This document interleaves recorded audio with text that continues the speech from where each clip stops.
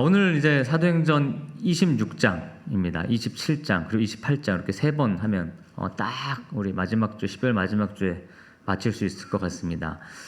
사도행전 읽어보니까 느끼는 건 이 사도 바울의 전도 여행과 그리고 이렇게 법정에서의 변론 이야기가 상당히 많은 분량을 차지한다는 것을 알게 되죠. 그렇죠? 우리 21장부터는 거의가 법정에서 하는 변론 이야기입니다. 자, 오늘 26장이 이제 본인을 변론하는 마지막 부분이에요. 사실 사도행전에서 나오는 이 바울의 변론 변호하는 거, 법정에서 변호하는 이야기들이 좀 특이한 점이 있어요. 진짜 억울하잖아요. 그렇죠? 바울이 얼마나 억울해요, 지금. 근데 그렇게 억울한 상황 속에서도 뭔가 막 분노를 한다든지 아니면 상대방이 어떤 감정에 호소한다든지 그것도 아니면 아주 논리적으로 뭐 이거를 좀 해소해 보겠다든지 사실 그런 것들이 등장하지가 않아요. 사도 바울은 그저 담담하게 자신의 이야기를 전달합니다. 그것이 무엇이었습니까? 복음입니다. 복음. 내가 만난 예수님이 어떤 분이신지를 아주 담담하게 전해요. 이게 끝이에요. 결국 이 모든 일이 내 인생이 이렇게 계속 법정에 서게 되고 매맞게 되고 또 결국 로마로 가게 되는 이런 모든 인생이 결국 내 뜻대로 내 힘으로 되는 것이 아무것도 없다는 것이 알았어요. 그러니까 부담도 없고 어떻게 보면 흥분할 이유도 없어요. 나의 일상을, 즉 예수 믿고 살아가는 나의 일상이 여러분이 행복하다는 걸 보여주시면 됩니다. 그게 전도인 것 같아요. 소위 우리 최근의 기독교 변증, 이 변증학, 전도학의 핵심이 바로 이런 부분입니다. 제가 오늘 설교 마지막 부분에 한 번 더 좀 언급하도록 하겠습니다. 바울은 현재 매우 홀가분한 상태에서 청문회를 통해 복음을 전합니다. 자, 우리 아까 읽지 않았는데 26장 1절 그리고 2절 읽어보겠습니다. 26장 1절과 2절. 계속 예담이 그 소리 질러도 괜찮아요. 그냥 있어도 돼요. 여러분 다 괜찮죠? 우리 집중할 수 있어. 저 정도 소리는 뭐 막 해도 괜찮아요. 여러분만 집중 잘하면 돼요. 저도 아무 상관없으니까 괜찮아요. 안 나가셔도 돼요, 아버지. 자, 우리 1절, 2절 읽겠습니다. 시작. 아그리빠가 바울에게 이르되 너를 위하여 말하기를 내게 허락하노라 하니 이에 바울이 손을 들어 변명하되 아그리빠 왕이여 유대인이 고발하는 모든 일을 오늘 당신 앞에서 변명하게 된 것을 다행히 여기나이다. 예. 자, 이 바울 앞에는 지금 이게 청문회인데 베스도 총독이 있죠. 그리고 천부장 여러 명이 있고 시의회 의원들이 있었고 그리고 이 청문회를 주관하는 아그리빠 왕이 있었어요. 왕 부부가 앉아 있었어요. 그야말로 당시 유대에서 존귀하다고 하는 고위급들은 다 앉아 있었어요. 딱 앉아 있는데 바울은 얼마나 초라한 모습이에요. 2년 동안 구금당한 그런 모습, 뭐 옷도 변변치 않았겠죠. 그런 모습으로 나와서 그들에게 말합니다. 대비되죠, 그림이. 하지만 주님이 일전에 바울을 딱 부르실 때 그런 말씀하셨어요. 임금들 앞에서 네가 전하게 되리라. 하나님의 약속이 이루어지고 있는 거죠. 주님의 때에, 주님의 방법으로. 여러분, 여러분의 인생을, 우리가 살아가는 인생이 하나님께서 그렇게 인도하시는, 그거는 정말 신비한 것 같아요. 살아갈 땐 되게 우리가 때로는 막막하고 힘들고 벅차기도 하고 이게 뭘까 여러 가지 어려움이 있지만 주님은 주님의 때에 주님의 방법으로 아주 신비하게 우리를 역사하십니다. 너무 신비해서 예측하기도 어렵고 그냥 단지 기대하고 감사할 뿐이에요. 또 우리는 군인이다 보니까 이렇게 때로는 보직 때문에 어느 곳을 가고 이렇게 이동도 하면서 때로는 내가 원하지 않은 곳인데 이런 생각들도 하게 되지만 그렇지 않은 것 같아요. 하나님께는 다 정해진 어떤 신비한 흐름이 있는 것 같아요. 바울은 그렇게 고위 관료들 앞에 섰어요. 이제 자기 변명해야 돼요. 여러분 살아갈 때 이렇게 가끔 변명하고 싶을 때가 있죠. 뭐 그런 기회가 주어지기도 합니다. 보통 어떻게 활용하세요? 보니까 행도들 과실 먹고 이렇게 또 그거 아닐 때 막 그거 할 때 있던데 아니라고 과속 변명 잘 하셨어요? 누구 계시던데 그런 거 이런 거 등등 막 우리가 그런 거를 변명하는데 사실 저희들이 어떻게 해서도 뭔가를 좀 해소해 보고자 하죠. 그런 상황 속에서. 그러나 바울은 이런 상황조차 이거 하나님의 섭리야라고 믿고 오히려 그 기회를 주님을 전하는 기회로 활용합니다. 바울이 이 사람들, 특히 대제사장들과 그 무리들, 자기 고발한 사람들을 향해 막 비분관계하지 않았던 거는 왜 그랬냐? 첫 번째 이유는 자기도 그런 사람이었기 때문이에요. 그래서 안 했어요. 이게 첫 번째 이유입니다. 자, 4절부터가 그 얘기가 나오고 있어요. 자, 4절에 보면 4절만 볼까요? 본문 4절입니다. 시작. 내가 처음부터 내 민족과 더불어 예루살렘에서 젊었을 때 생활한 상황을 유대인이 뭘 다 알까요? 바울을 고발한 무리들보다 바울이 더 예수 믿는 사람들을 고발했던 특공대 중에 특공대, 그 무리 중에 대장이었거든요. 그러니까 이거를 모르는 사람이 없을 정도로 다 안다는 거예요. 다 안다. 내가 그랬던 거 모르는 사람이 있느냐. 그럼 가끔 이렇게 교회에 왜 안 나오냐 그러면 고약한 사람이 있어서 가기 싫다고 하는 분들이 있어요. 교회 그분 있어도 가기 싫다. 근데 저는 그 말이 이해되면서도 한편으로는 이해가 안 돼요. 왜냐하면 교회는 그런 사람들이 와서 변화되는 곳이에요. 그렇지 않습니까? 그럼 그런 사람들은 교회 못 옵니까? 그런 사람이 집사되고 안수 집사되고 권사되고 목사 되는 곳이죠. 그러니까 교회 가면 이상한 사람, 되게 나 싫어하는 사람이 있다. 되게 성격 안 좋은 사람. 그런 사람이 오는 곳이 교회예요. 와서 뭐 하는 거예요? 변화되라는 거죠. 그러면 어떻게 변화가 되겠어요? 교회는 와야 됩니다. 건달도 목사가 될 수 있는 곳이에요. 바울이 바로 그런 사람이었어요.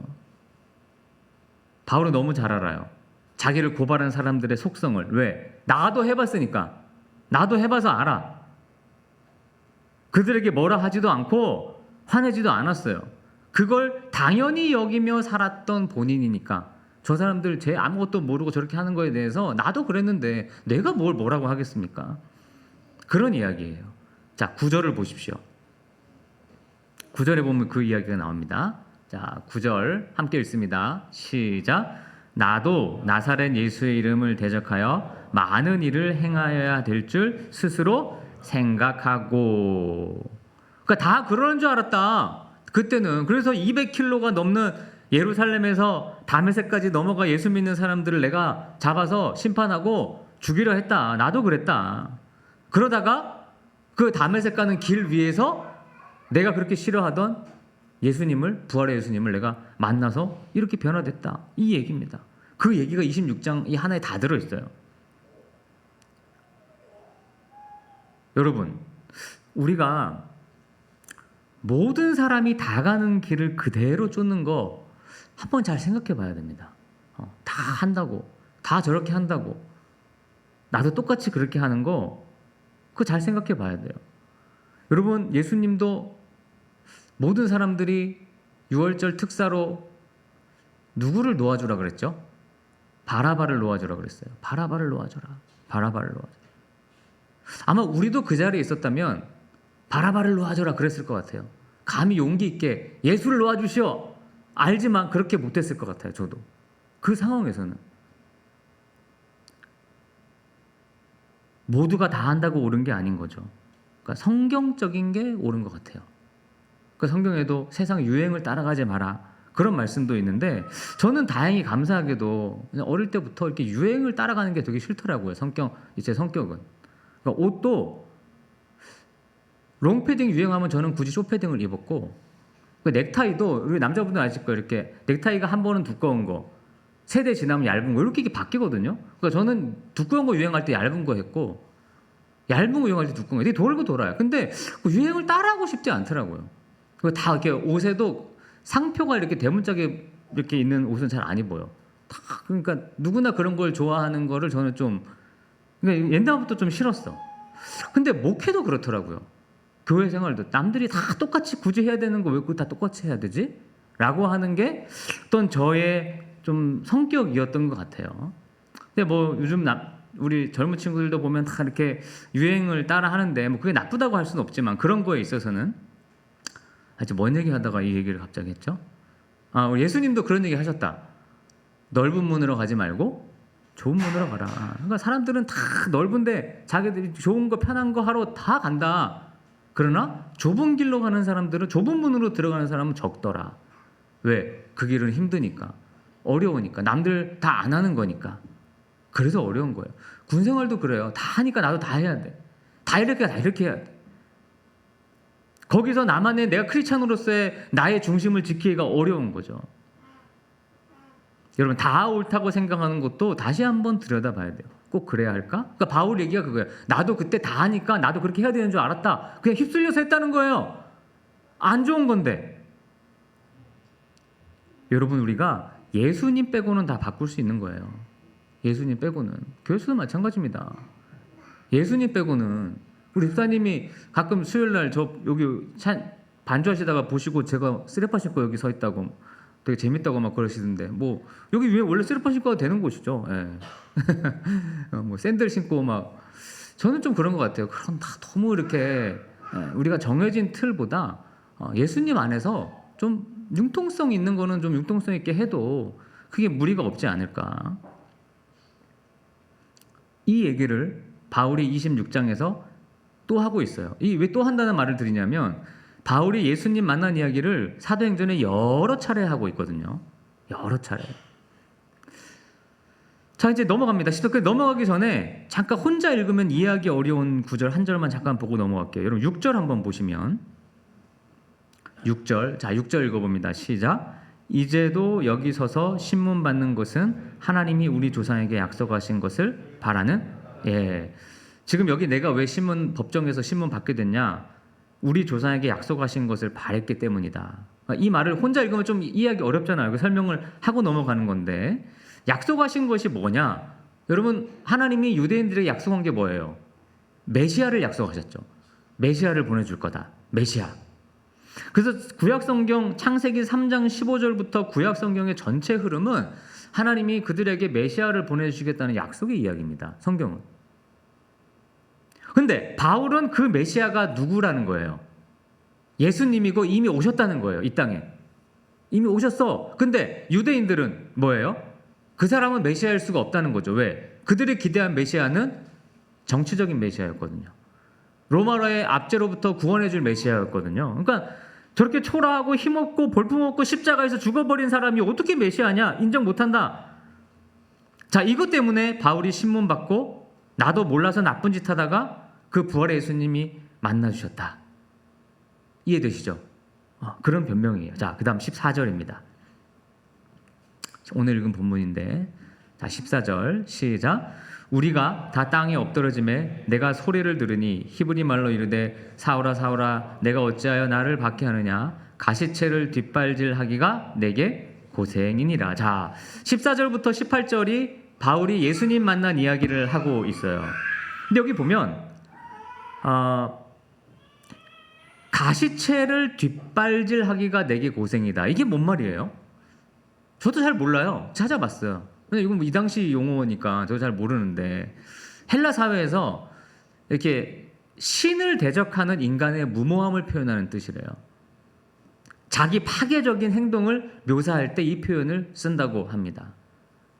그러니까 이 문구를 읽으면 그런 생각을 하게 돼요. 여러분, 우리가 혹시 그냥 잘한다고 하는 일, 옳다고 생각하는 일, 이런 게 사실은 가시채를 뒷발질하고 있는 것은 아닐까. 저도 제가 이렇게 목회하고 교회 다니고 신앙생활 한다고 하지만 내가 지금 가시채를 뒷발질하고 있는 건 아닐까라는 걱정을 할 때가 있어요. 이게 하나님을 대적해서 그냥 나 혼자 내 열심을 하고 있는 건 아닐까? 그러니까 우리가 늘 겸손할 수밖에 없죠. 주님이 바울을 왜 부르셨습니까? 16절에서 18절입니다. 자, 여기에 우리를 부른 이유와도 동일한데 함께 읽습니다. 16절, 17절, 18절입니다. 시작. 일어나 너의 발로 서라. 내가 내게 나타난 것은 곧 내가 나를 본 일과 장차 내가 내게 나타날 일에 너로 종과 증인을 삼으려 함이니 이스라엘과 이방인들에게서 내가 너를 구원하여 그들에게 보내어 그 눈을 뜨게 하여 어둠에서 빛으로 사탄의 권세에서 하나님께로 돌아오게 하고 죄사함과 나를 믿어 거룩하게 된 무리 가운데서 기업을 얻게 하리라 하도이다. 아멘. 여기에 지금 왜 불렀는지 그 이유가 나와 있어요. 아주 중요한 말씀입니다. 우선 너를 종과 증인으로 삼았다. 즉 자신의 삶이 아닌 하나님을 위한 삶, 자신이 아닌 하나님을 증언하는 삶, 그런 사람 되게 하려고. 이거는 바울에게만 해당되는 말은 아닙니다. 우리 모두입니다. 우리 모두 하나님은 여러분이 종과 증인이 되기를 원하셔요. 따라해 봅시다. 종, 증인. 네, 그것을 통해 우리 모두가, 또한 모든 사람들이 18절처럼 눈을 떠서 어둠에서 빛으로 나오고 사탄의 권세에서 하나님께로 돌아오고 죄사함과 예수를 믿어 거룩한 무리. 거룩한 무리가 뭐죠? 거룩할 성, 무리, 도, 성도를 말하는 거죠. 성도가 되어 하나님의 기업을 얻게 하려는 거다. 이게 이유인 거예요. 교회 나오는 이유. 이겁니다. 이거. 아주 명확하게 여기 설명하고 있어요. 그러니까 예수를 믿는 순간 저와 여러분 우리는 어둠에서 빛으로 나아간대요. 그리고 사탄의 권세에서 하나님께로 돌아간다. 사실 세상에서 사탄의 권세에 눌려 사는 건데 모르는 것뿐이죠. 예수님이 처음 그 공생의 사역 시작하실 때 누구로부터 유혹을 받으셨죠? 공격받으셨죠? 사탄이었어요. 그런데 그 내용을 요약하면 간단합니다. 사탄이 예수님에게 어떤 유혹을 했냐? 너 자신을 위해 살아라. 너 명성을 얻어라. 그런 거였어요. 너 유익과 너 이익을 위해 살아라. 근데 그건 종이 아니잖아요. 증인이 아니잖아요. 자, 그러니까 여러분 사탄의 권세 그러면 무슨 영화 같은 데 보이는 것처럼 막 무슨 악마 같은 게 나타나서 막 이렇게 지배하는 그런 걸 이렇게 연상하잖아요. 그게 아니에요. 사탄의 권세는 그런 뜻이 아니에요. 그건 영화예요. 사탄의 권세라는 거는 자기를 섬기는 겁니다. 자기를 위하는 거예요. 자기가 주인인 거예요. 그게 사탄의 권세예요. 이해가 되세요? 그래서 그게 죄인 겁니다.